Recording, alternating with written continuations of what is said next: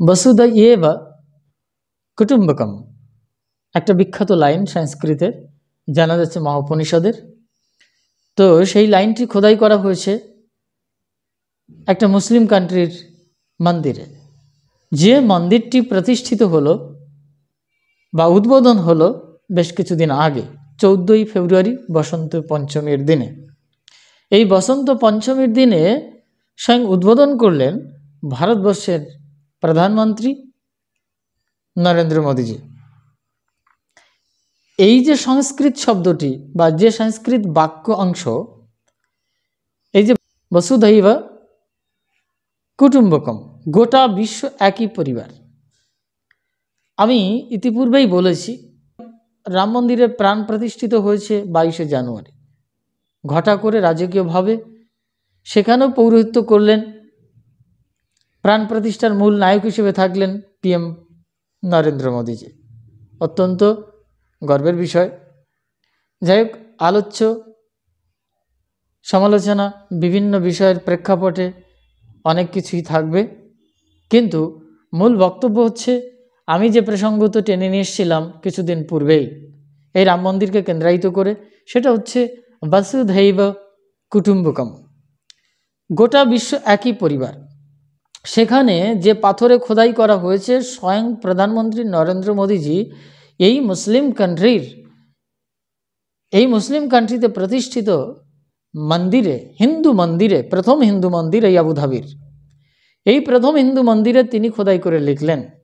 সেখানে এই যে বাক্যাংশটি প্রয়োগ করা হয়েছে যে গোটা বিশ্ব একই পরিবার, এই যে আমাদের যে বিশ্ব ভ্রাতৃত্ব বোধ, আসল সত্য ধর্মের প্রকৃত তত্ত্ব, সেটা কিন্তু এটাই, যেখানে আমরা মহাসম্মিলনে সমগ্র যে ভেদ চেতনা শক্তি, সেটাকে একত্রীকরণের ভেতরে এসে আমরা মহাসমন্বয়ের, মহাপ্রেমের জগতে, মহাপ্রেমের সমুদ্রে ভাসমান হব এবং সমগ্র বিশ্বকে একটা পরিবারেই আমরা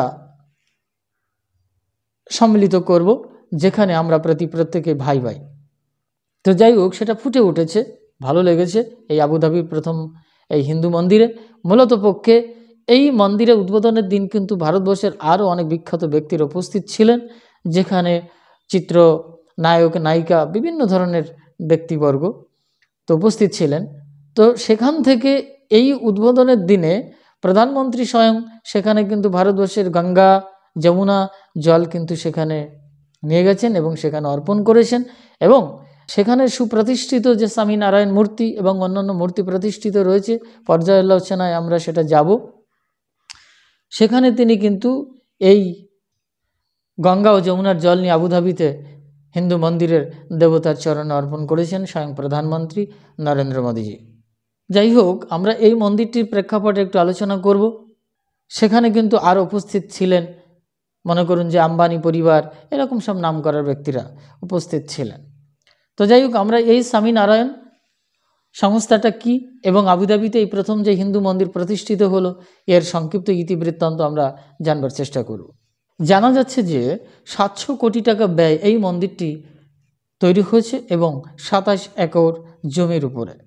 সংযুক্ত আরব আমিরাতে, মানে ইউনাইটেড আরব, এই সংযুক্ত আরব আমিরাতে BAPS, যা BAPS স্বামী নারায়ণ সংস্থা দ্বারা নির্মিত। 2024 সালে 14ই ফেব্রুয়ারি মহন্ত স্বামী মহারাজ কর্তৃক পবিত্র বা মূর্তি প্রতিষ্ঠা হয়েছে। এটি প্রথম হিন্দু মন্দির, ঐতিহ্যবাহী মন্দির, যা সম্পূর্ণ ডিজিটাল মডেলিং।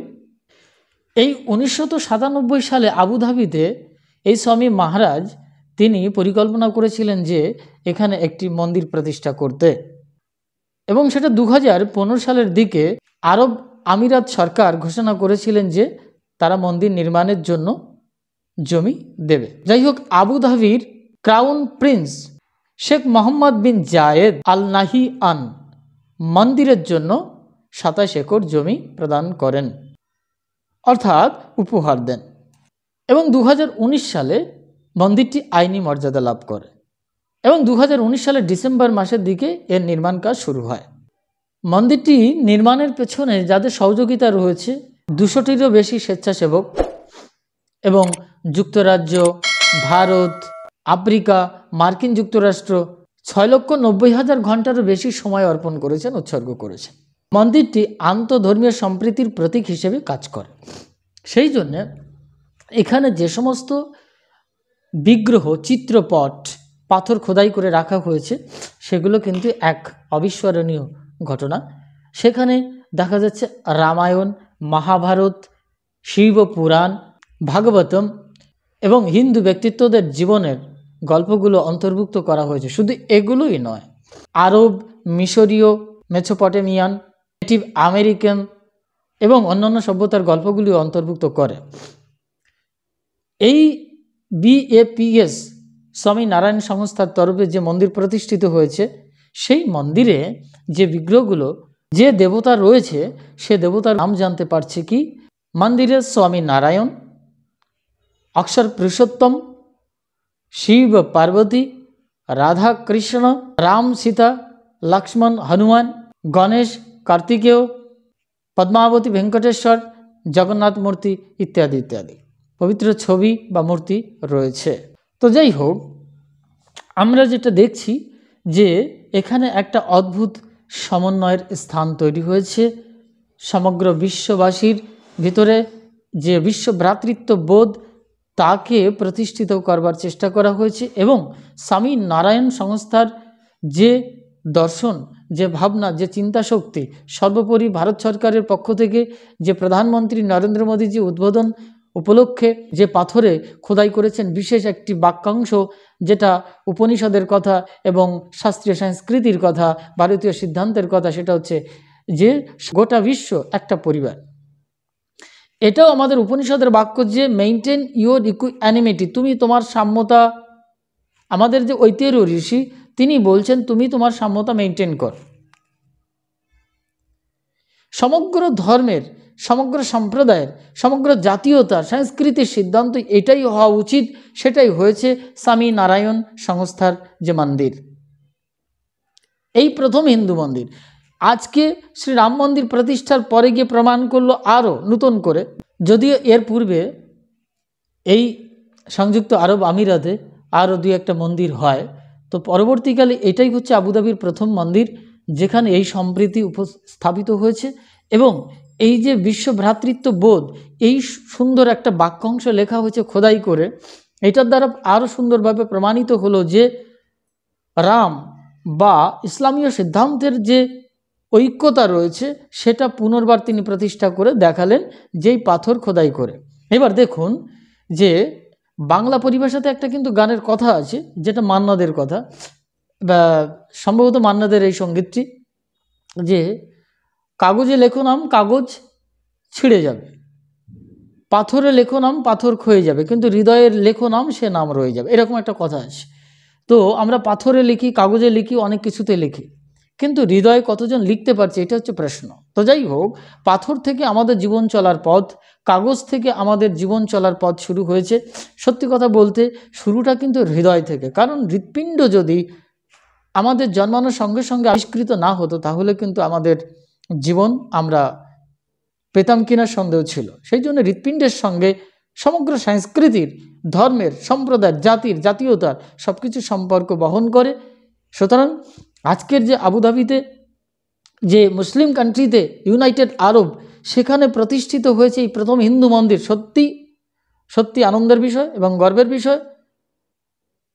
আজও প্রমাণ করলো এই সত্য যে সমগ্র ধর্মের ভেতরে বিভাজন নয়, সংযোজন চাই, সম্প্রীতি চাই, প্রেম চাই এবং করুণা, দরদ, মমতা, স্নেহ চাই।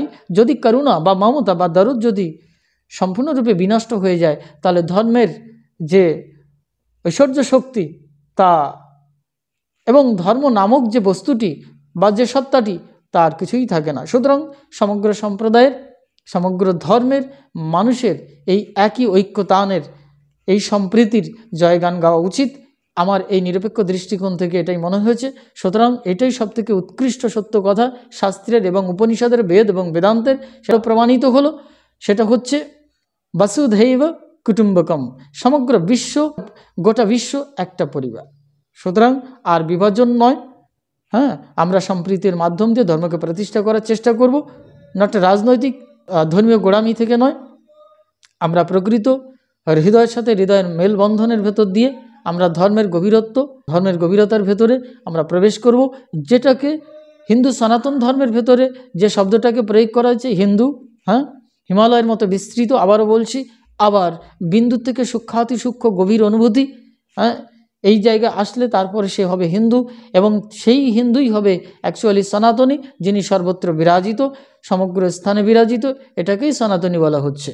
সনা শব্দ হচ্ছে সর্বত্র, আর তনি মানে বিদ্যমান, অর্থাৎ সর্বত্র যা বিদ্যমান তাই সনাতনী। যদি আমরা এই সনাতনী বা সনাতন শব্দটাকে সত্যিকার অর্থে ব্যাখ্যা করি, সত্যিকার অর্থে সমগ্র বিশ্বটাই, গোটা বিশ্বটাই একটা পরিবার, একক সত্তা, এক সত্তার উপরে দাঁড়িয়ে আছে, নট সিঙ্গেল, ইউনিক। এটাকে একক সত্তা বলা হয়, এটাকে স্বতন্ত্র সত্য, স্বতন্ত্র ধর্ম বলা হয়। এটাই হচ্ছে পরম বস্তু, সত্য বস্তু, যার সঙ্গে কোনো কিছুরই বিভেদ থাকতে পারে না। ইহাই হয় উৎকৃষ্ট ধর্ম, ইহাই উৎকৃষ্ট সনাতন, উৎকৃষ্ট হিন্দুত্ব, ইহাই হচ্ছে সমগ্র বিশ্বের যে ভ্রাতৃত্ববোধ, এটাই ফুটে উঠবে।